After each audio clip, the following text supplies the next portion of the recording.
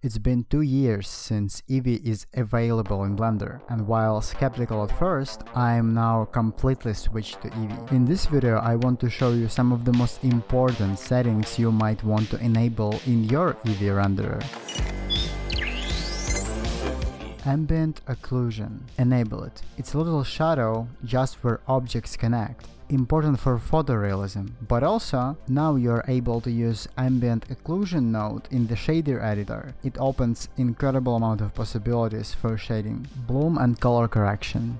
Normally in camera, highlights are desaturated. If object is extremely bright, in camera it shows up as white, with some colored bloom around it. This is why I usually set my bloom threshold to 3 and crank up the exposure in the camera management settings to 1.5 or 1.3. Default is 0.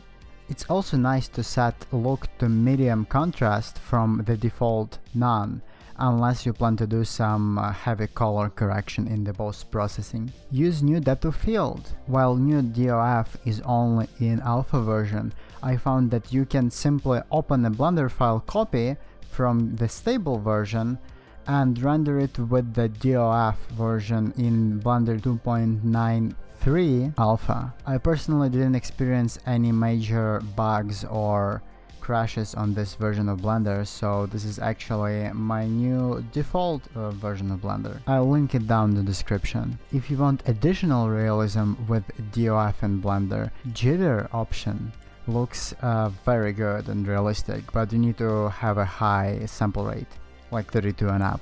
Screen space reflections. Default settings are fine, but half res trace setting makes your reflections, well, half of the resolution.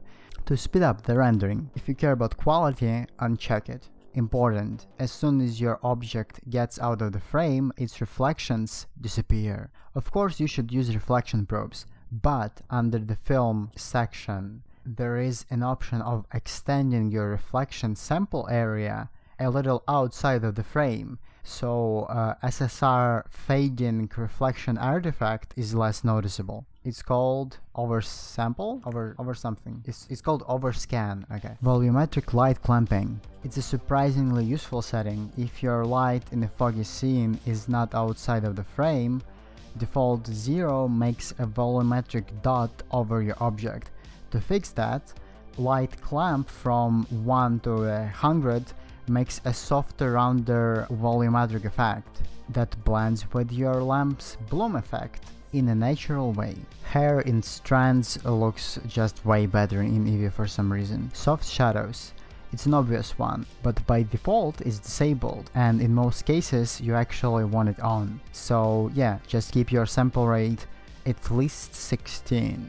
Use curves in your color management might just take care of all of your color grading needs right in your viewport, and it's also way faster than Blender's compositor. Motion blur is slow in every renderer, so keep it off unless you have to use it. 8 to 16 steps is optimal though. Volume tile size. Most of the time you are using volume to add some haze into the scene, and 16 pixel tile size looks just fine for that. Using low volume tile size speeds up your viewport a lot. Use 2 pixels for high resolution volumetric smoke, of course. So yeah, thanks for watching, subscribe, bye!